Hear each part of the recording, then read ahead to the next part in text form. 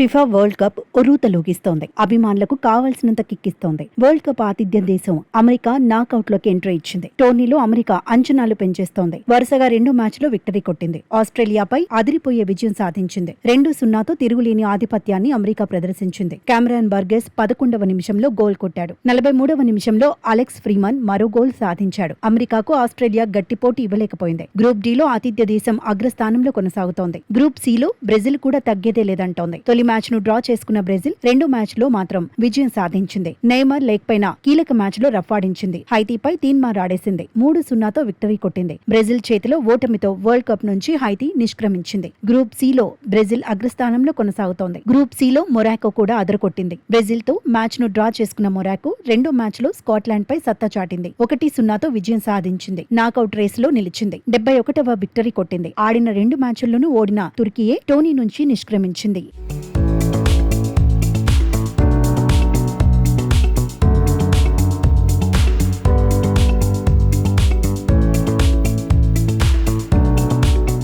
FIFA world cup లో Mexico జోరు మీదుంది. ఆతిథ్య జట్టుగా ఆకట్టుకుంటోంది. సౌత్ కొరియాతో మ్యాచ్ లో చెలరేగి ఆడింది. వరుసగా 2వ విజయం సాధించింది. నాకౌట్ కు దూసుకుపోయింది. గ్రూప్ ఏలో మెక్సికో అగ్రస్థానంలో కొనసాగుతోంది. మెక్సికో ఖాతాలో 6 పాయింట్లున్నాయి. 3 పాయింట్లతో సౌత్ కొరియా 2 స్థానంలో నిలిచింది. అసలు ఈ మ్యాచ్ లో ఫస్ట్ హాఫ్ లో గోల్స్ నమోదు కాలేదు. సెకండ్ హాఫ్ ప్రారంభమైన 5 నిమిషాల్లోనే గాల్లోకి లేచిన బాల్ ను సౌత్ కొరియా గోల్ కీపర్ జ్యూంగ్ గ్యూ తమ ప్లేయర్ ని ఢీకొట్టాడు. బాల్ ను వదిలేశాడు. వెంటనే రోమో గోల్ సాధించాడు. ఆ తర్వాత సౌత్ కొరియా ప్రయత్నాలు ఫలించలేదు.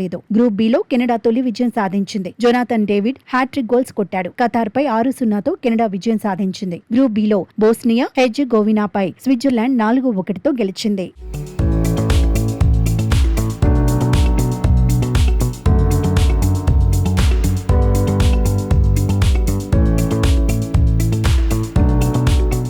గ్రూప్ డిలో తుర్కీయేతో మ్యాచ్ లో Paraguay player Miguel Almiron hot topic అయ్యాడు. రెడ్ కార్డ్ ను అందుకున్న తీరుతో వైరల్ అయ్యాడు. ఇంతకీ మ్యాటర్ ఏంటంటే ప్రస్తుత ప్రపంచ కప్ లో ఫిఫా కొత్త రూల్స్ ను ప్రవేశపెట్టింది. నోటికి చెయ్యి అడ్డు పెట్టుకున్న చర్యలు తీసుకునే అధికారాన్ని రిఫరీకి ఇచ్చింది. మిగెల్ ఆల్మిరాన్ నోటికి చేతిని అడ్డు పెట్టుకుని ప్రత్యర్థి ఆగాడిని ఏదో అన్నాడు. దీంతో రెఫరీ చర్యలు తీసుకున్నాడు. రెడ్ కార్డ్ ను అందుకున్నాడు. నోటికి చేతిని అడ్డు పెట్టుకుని ఏదో మాట్లాడినందుకు రెడ్ కార్డ్ అందుకున్న తొలి ఆటగాడిగా మిగెల్ ఆల్మిరాన్ నిలిచాడు. పరాగ్వేకు చెందిన మతియాస్ గలార్జా మాత్రం సూపర్ ఫీట్ ను సాధించాడు. మ్యాచ్ ప్రారంభమైన 64వ సెకండ్ లోనే గోల్ కొట్టాడు. Superior player of the match అవార్డును సొంతం చేసుకున్నాడు.